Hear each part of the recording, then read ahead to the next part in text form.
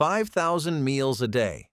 That is how many plates left the Ellis Island kitchen at its peak, loaded with food the people eating had never seen and in many cases had no idea how to eat. Number 17 involved a food so unfamiliar that grown men pushed their trays away and refused to touch it. Number 7 was a full holiday feast served to people who did not yet know if the country would keep them or send them home. And number 1 was the last meal the United States ever served to an immigrant before the worst moment of that person's life. What happened inside that dining hall was not just a meal line, it was the first collision between the old world and the new. Hit subscribe, because what actually landed on those trays will change how you think about Ellis Island. Here are 25 forgotten meals actually served to immigrants held at Ellis Island. Number 25. Banana, peel, and all. The first banana most European immigrants ever laid eyes on showed up in the Ellis Island dining hall around the turn of the 20th century. Nobody explained what it was. Nobody showed anyone how to eat it. Families from southern Italy, from Poland, from the villages of Greece sat down, picked up this curved yellow fruit, and bit straight through the skin. Some peeled it part way and ate the flesh along with strips of the rind. Others gave up entirely and left the thing on the tray untouched. Staff who worked the dining hall later recalled watching table after table struggle with the same fruit meal after meal, and not once did anyone think to post a sign or offer a demonstration. For thousands of newly arrived immigrants, the banana was their very first taste of how different American food would be. Number 24. Vanilla ice cream. When small dishes of ice cream appeared on the trays, the confusion in the dining hall was immediate. Immigrants from Eastern Europe had never encountered anything frozen served as food outside of winter. Some tasted it and spat it back out, convinced they had been given spoiled butter. Others let it melt completely and drank it like thin milk, assuming it was meant to be consumed warm. Oral traditions from the island include a story about a woman spreading her ice cream on a slice of bread like butter and eating it as a sandwich. This was one of the most advanced processed foods in early 20th century America, a frozen dessert produced on an industrial scale, and the people being served it had absolutely no frame of reference. Number 23. White bread and nothing else. For immigrants who had spent their whole lives eating dense, dark rye loaves baked in village ovens, the soft white bread of Ellis Island was not food. It was something closer to cake. The texture collapsed when you squeezed it. It had no crust worth mentioning and no flavor anyone could name. Many Eastern European immigrants, particularly from Russia and Poland, refused to believe this was actual bread. Some thought it was a special treat served only on the first day. It was not. White bread showed up on the tray at breakfast, at lunch, and again at dinner, day after day, for the entire length of detention. The most basic food in the American pantry turned out to be one of the most disorienting items on the entire Ellis Island menu. Number 22. Stewed prunes at dawn every single morning. If one dish defined the Ellis Island experience more than any other, it was the stewed prune. Dark, wrinkled, swimming in thick syrup, and placed on the breakfast tray before the sun was fully up. The kitchen put them out every day without exception. Immigrants from the Mediterranean, used to starting the morning with bread dipped in olive oil or a piece of hard cheese, stared at these soggy fruits and had no idea what to make of them. The prune was cheap, shelf-stable, and packed with fiber, which made it the perfect institutional food. For the detained immigrant, it became the taste of waiting. Every morning, the same dark bowl, the same sticky syrup, and the same question nobody could answer. How much longer? Number 21. Gelatin dessert, wobbling on the tray. The first time a plate of American gelatin showed up in the dining hall, the reaction was something close to horror. A transparent, brightly colored substance that jiggled when the tray moved and somehow held its own shape. It had no grain, no texture anyone could name, and no taste that connected to anything these immigrants had eaten in their lives. People from rural villages in southern Italy and the Balkans who had never seen a commercially manufactured dessert poked at it with their spoons and pushed it to the edge of the tray.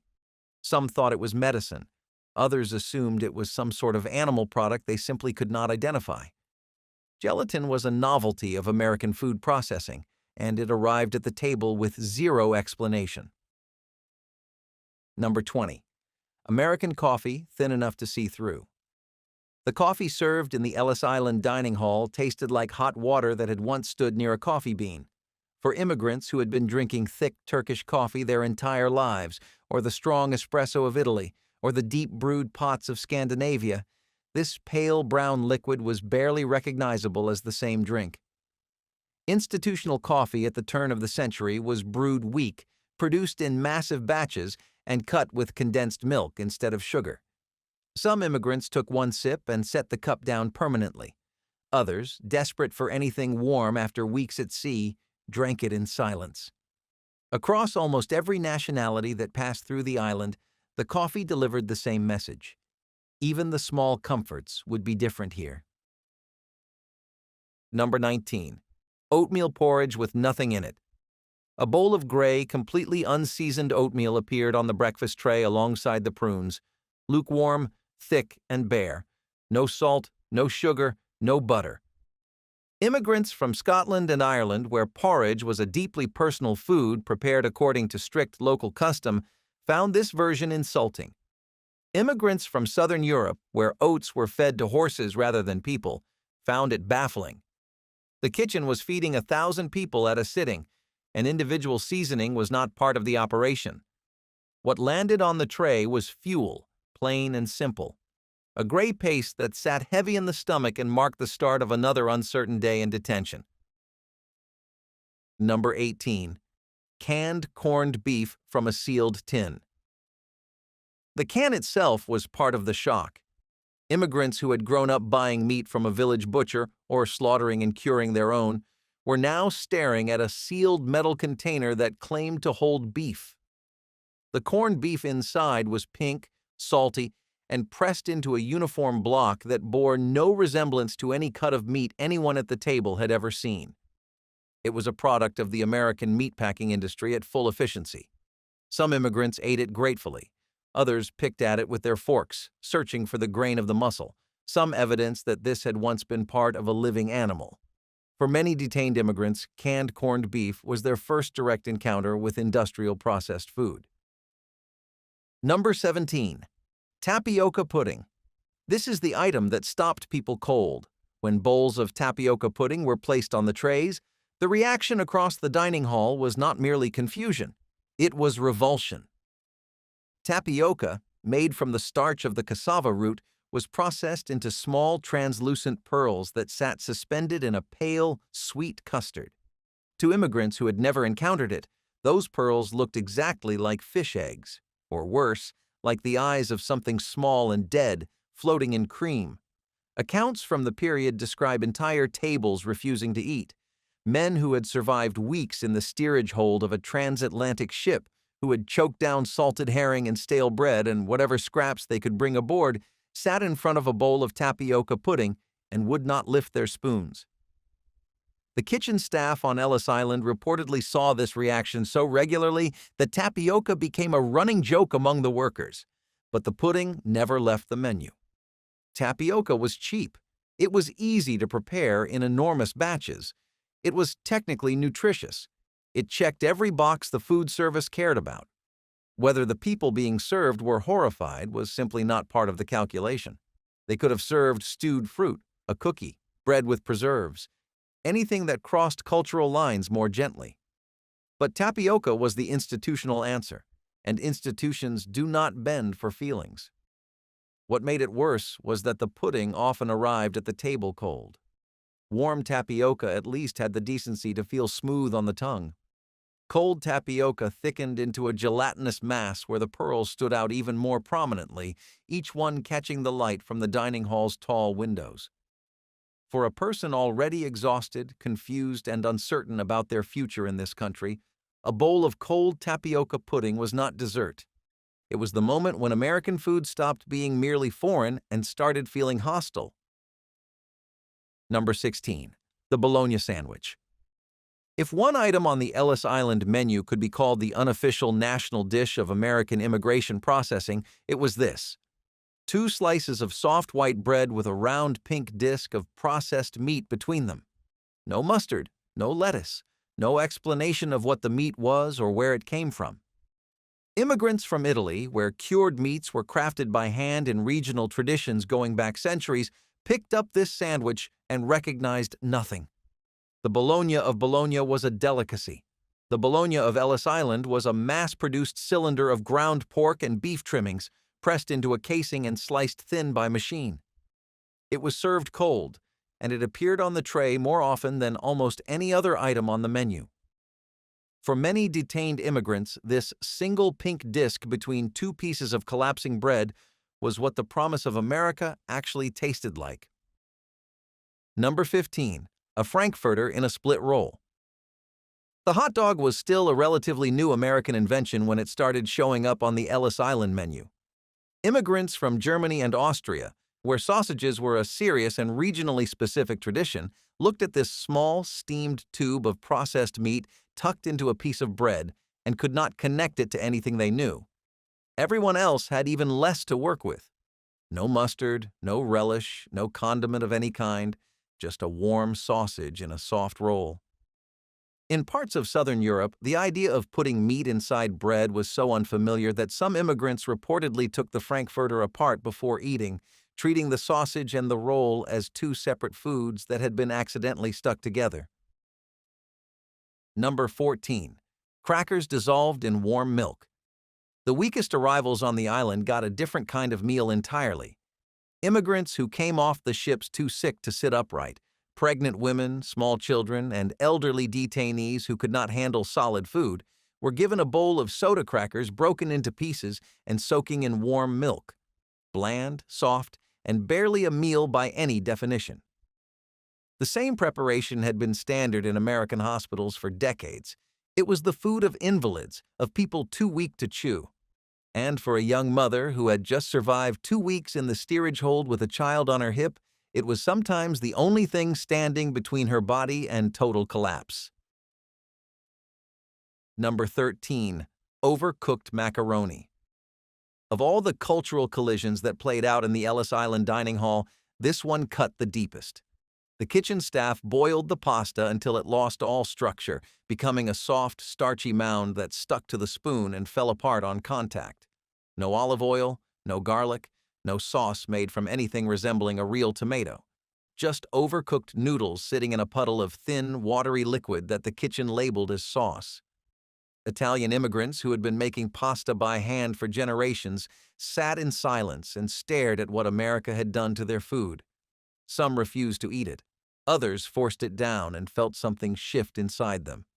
If you had been sitting at that table, would you have eaten it or gone hungry? Drop your answer in the comments. Number 12. Condensed milk from the tin. Fresh milk did not exist on Ellis Island. The sheer impossibility of keeping real milk cold and uncontaminated for thousands of daily servings ruled it out completely. Instead, the kitchen used canned condensed milk, thick and cloyingly sweet, poured from the tin into cups or ladled over porridge and cereal. For immigrants who had spent their lives drinking fresh milk from their own goats or the family cow, this syrupy substitute was nearly undrinkable. Too sweet, too thick, and it came, like everything else on this island, out of a metal container. The children adapted fastest, the way children always do. The adults added it to the growing catalog of American foods that shared a name with something real but bore no actual resemblance to it. Number 11. Stewed tomatoes poured over toast. 1 slice of bread, 1 ladle of canned stewed tomatoes. That was dinner. The tomatoes were soft, acidic, and watery, and they turned the toast into a soggy red slab within seconds of hitting the plate. For immigrants from the Mediterranean, where tomatoes were a foundational ingredient handled with patience and care, this was not cooking. It was closer to a kitchen accident. For immigrants from Northern and Eastern Europe, where tomatoes were still uncommon in everyday meals, it was just baffling. Nobody at the table looked at this plate and recognized a complete meal. A disintegrating piece of bread under a pile of stewed canned tomatoes served with nothing alongside it. The Ellis Island kitchen had many capabilities. Making a single tomato feel like enough food was not one of them. Number 10. Bread pudding from yesterday's leftovers. Nothing went to waste inside the Ellis Island kitchen, and the bread pudding was proof. Every stale loaf, every uneaten slice, every crust collected from 1,000 trays was gathered at the end of the day, torn into pieces, soaked in a mixture of condensed milk and eggs, and baked into a dense, sweet block that showed up on the next day's dessert tray. The taste was tolerable if you did not dwell on where the bread had been before. The texture was something else entirely. Heavy, moist, and vaguely spongy, it sat on the plate like something that had already been eaten once. For immigrants from cultures where bread was sacred and wasting it was a sin, the concept of recycling it was not the issue. The execution was. This was nobody's grandmother's bread pudding. This was institutional arithmetic, dressed up as dessert. Number 9. Graham crackers as the only dessert. Sylvester Graham invented his cracker in the 1830s not for pleasure but for moral and digestive discipline. By the time it reached the Ellis Island tray, the Graham cracker was a dry, mildly sweet rectangle that crumbled the instant you picked it up. It was served as dessert, 2 crackers on a metal tray, following a meal of boiled meat and bread. No frosting, no jam, no cream. For immigrants from cultures with centuries of rich dessert traditions, pastries soaked in honey, fried dough dusted in powdered sugar, cakes layered with nuts and dried fruit, the Graham cracker was austerity dressed up as generosity. 2 dry crackers. That was what waiting earned you. Number 8. Baked beans and brown bread. New England put this dish on the Ellis Island menu, and it baffled nearly everyone who encountered it. A mound of soft, molasses-soaked navy beans served alongside a slab of dense brown bread that tasted nothing like any bread the immigrants had ever known. The sweetness was the real surprise. Across the Mediterranean, the Balkans, and the Jewish communities of Eastern Europe, beans were prepared with garlic and onion and spice. They were savory. They were serious. They were absolutely never sweet. The molasses-drenched American baked bean confused people at a fundamental level. Was this a dessert? A side dish? Some kind of cooking error? The brown bread offered no clarity, being somehow both too sweet and too dense to settle the question. Number 7. The holiday dinner.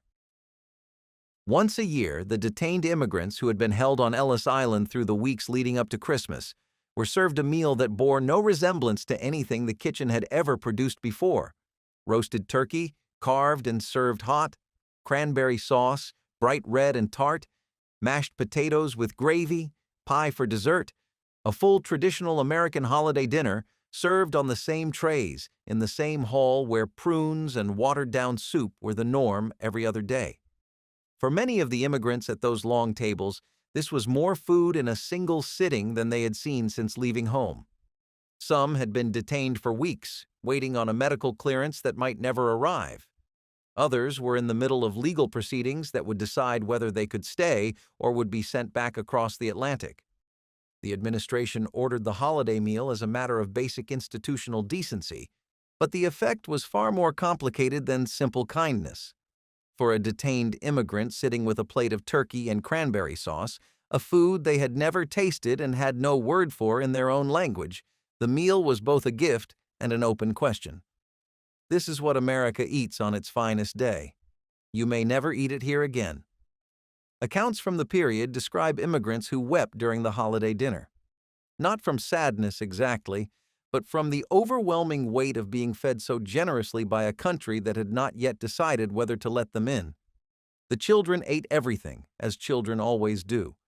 The adults sat in the noise of that crowded hall and tried to understand what this single extraordinary meal meant, whether it was America reaching out a hand or quietly saying goodbye. Number 6. A whole smoked herring for breakfast. On certain mornings, the kitchen placed an entire smoked herring on each person's tray. Head, tail, bones, eyes, all of it, stiff and oily and uncompromisingly whole. Nobody demonstrated how to debone it or whether you were even supposed to try. Immigrants from Scandinavia and the Baltic coast recognized the fish immediately and ate without hesitation. Everyone else looked down at the small, dead animal on their breakfast plate and tried to figure out what they had done to deserve it. Italian immigrants, accustomed to fresh seafood prepared with lemon and herbs, found the salty smoked herring overwhelming. Jewish immigrants keeping kosher had to determine on the spot whether the preparation met dietary law, and most decided it did not. The dining hall on herring mornings carried a smell that sank into your clothes and followed you around for the rest of the day. Number 5. The contractor's soup. Before a wave of reforms swept through Ellis Island in the early 1900s, the food service was controlled by private contractors who had every reason to spend as little as possible on what they served. The soup was the clearest evidence that the system had failed. It was broth in name only, a thin, lukewarm liquid with a few scraps of vegetable drifting near the surface and barely any detectable trace of meat. The contractors charged the federal government a per-meal rate that assumed real ingredients. What they actually spent was a fraction of that, and the difference went into their pockets. Investigators who eventually cracked the arrangement open described soups where the solid ingredients could be counted on one hand and where the broth was nearly indistinguishable from warm tap water. Detained immigrants had no alternative and no one to report it to. It was not just bad food. It was government-contracted neglect ladled into a bowl and served with a straight face. Number 4. Prune butter sandwiches, 3 times a day. Prune butter was the peanut butter of Ellis Island, a thick, dark, industrial paste made from cooked and mashed prunes, spread on slices of white bread and served at virtually every meal, breakfast, lunch, dinner, the same purple-brown smear on the same collapsing bread. For immigrants who had never seen a prune in any form, this spread was a complete mystery. It did not taste like fruit, and it did not taste like butter. It occupied some processed middle ground nobody could describe. But the sheer relentlessness was what made it so disorienting.